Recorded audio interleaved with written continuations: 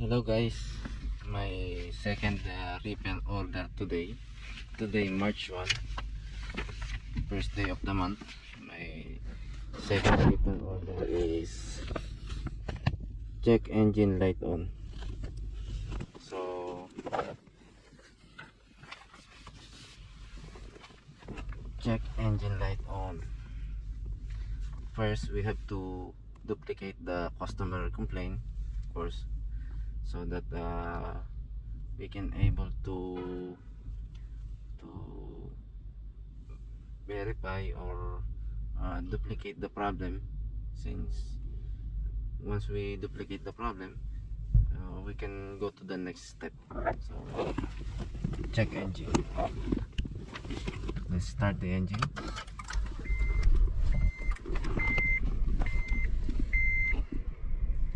Yes, the check engine malfunction indicator light is on. So the first thing to do is check for the code using the scanner. And I also noticed that engine RPM is little low, and I can feel that there is a engine vibration. Okay, so first let's check the code of the malfunction indicator lamp.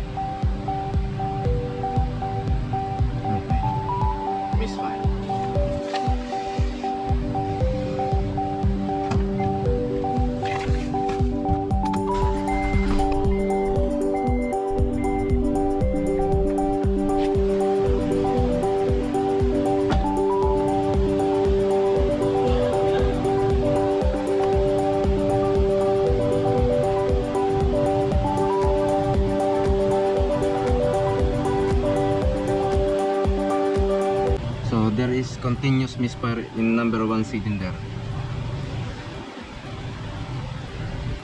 Okay.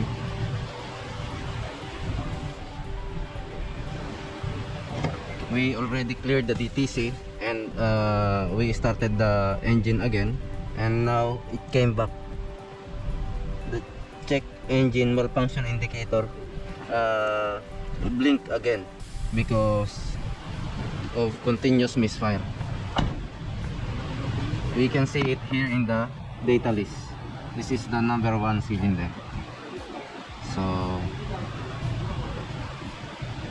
we have to, the next step is we have to check the spark plug and ignition coil.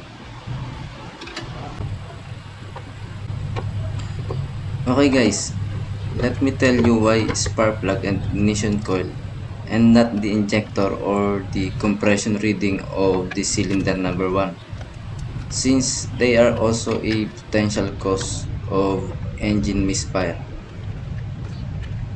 Upon checking the service history, periodic maintenance of this car is almost perfect, but considering its mileage or kilometer reading, if you noticed, it's already 96,000 kilometer and above.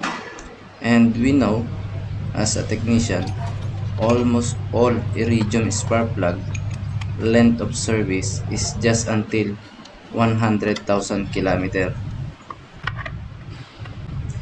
And based on my experience, iridium spark plug starts to get busted from 80,000 kilometer to 100,000 kilometer, and 96,000 kilometer is within the range. Actually guys, I can disable the injector of cylinder #1 using the scanner. Once the fuel injector was being disabled and the engine reaction is still the same, then it's definitely the fuel injector fault. But I feel it's just a waste of time, so I go for the ignition system, which is ignition coil and the spark plug. Why do I have to remove the spark plug and don't perform the spark test? The location of #1 cylinder is at the back of the engine. Yes, it's possible. It can be done. But there is an easier way to check them.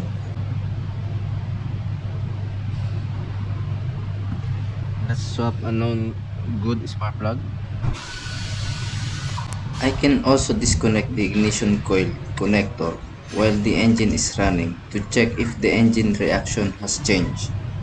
But since I have known good spark plug, I don't have time for any delay since it's not the only customer concern.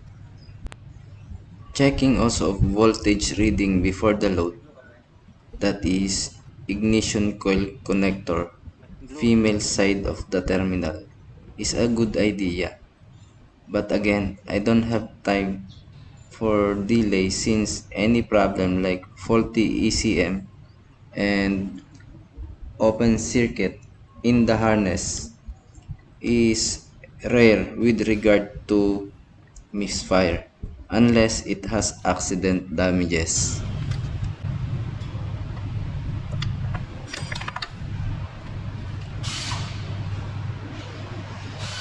And then let's try to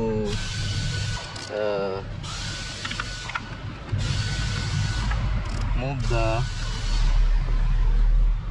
ignition coil from #1 into #4.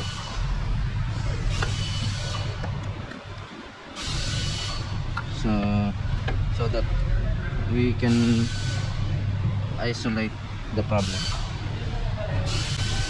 What I have done here is the fastest way to pinpoint the faulty part that causes misfire. This is just a mix of MT and RT approach.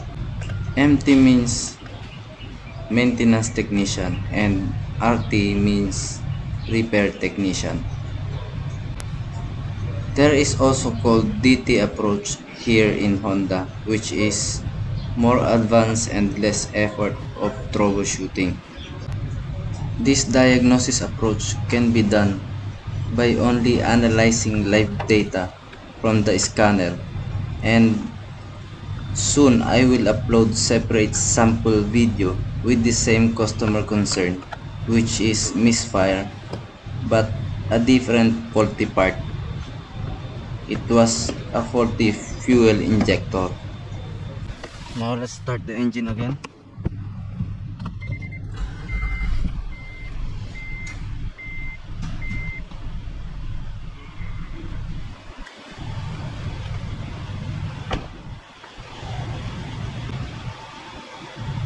So what happened guys is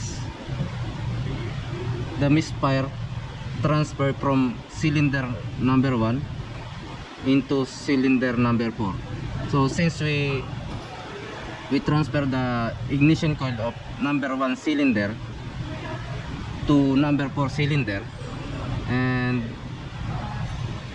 the misfire happens on that number 4 cylinder, so it means it's not the spark plug, it's the ignition coil. Okay,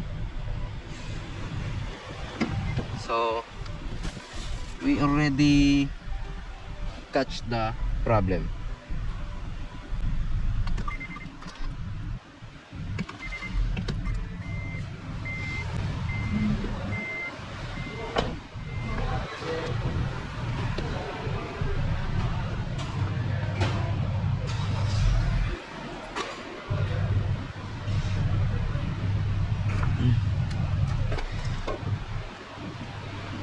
So let's inspect the resistance value of ignition coil.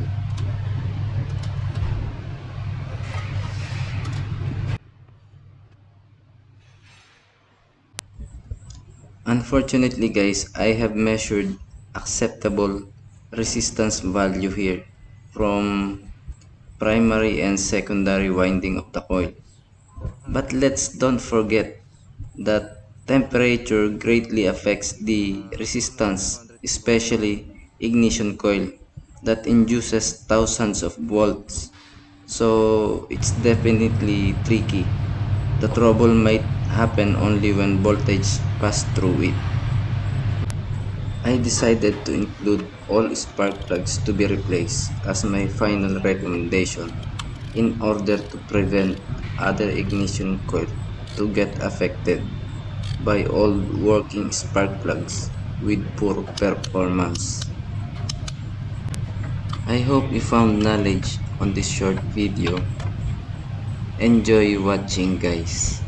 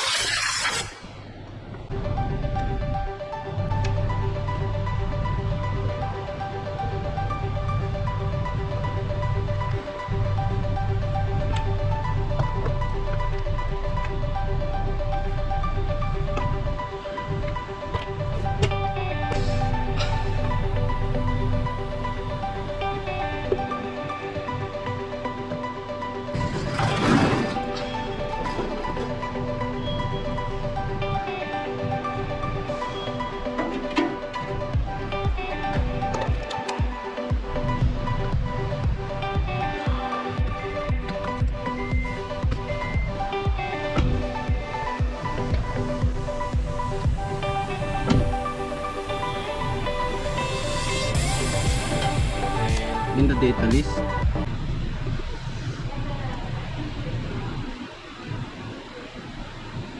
So the engine speed RPM is now normal,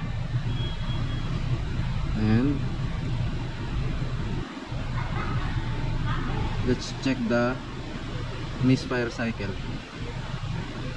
So there is no misfire anymore. It's totally zero misfire now. And what we need to do now is just finish the idle learn procedure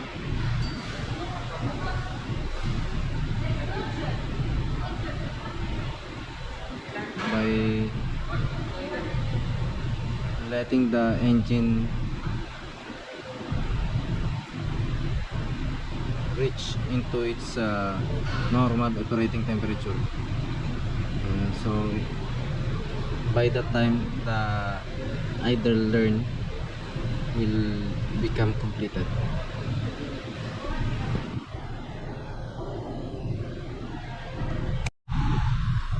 Okay, idle learn is now completed.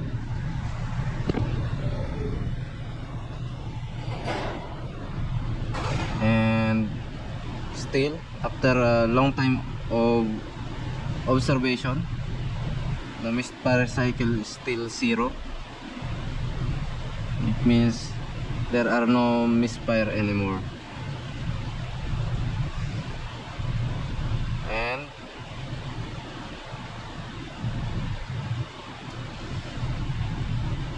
the fuel trim became normal, and the engine RPM, engine speed, is now in normal condition, normal running condition. And let's check the engine here. There are no engine vibration anymore.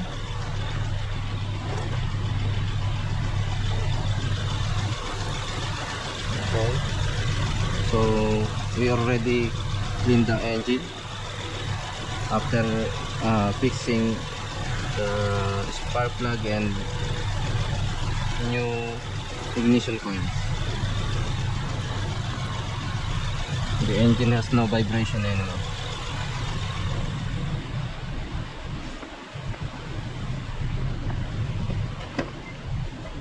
And the check engine malfunction indicator light is done. Okay, so it is now ready for QC. Nice, it's very smooth.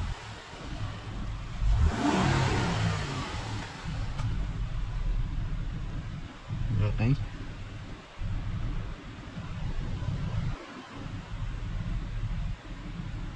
so let's disconnect the scanner.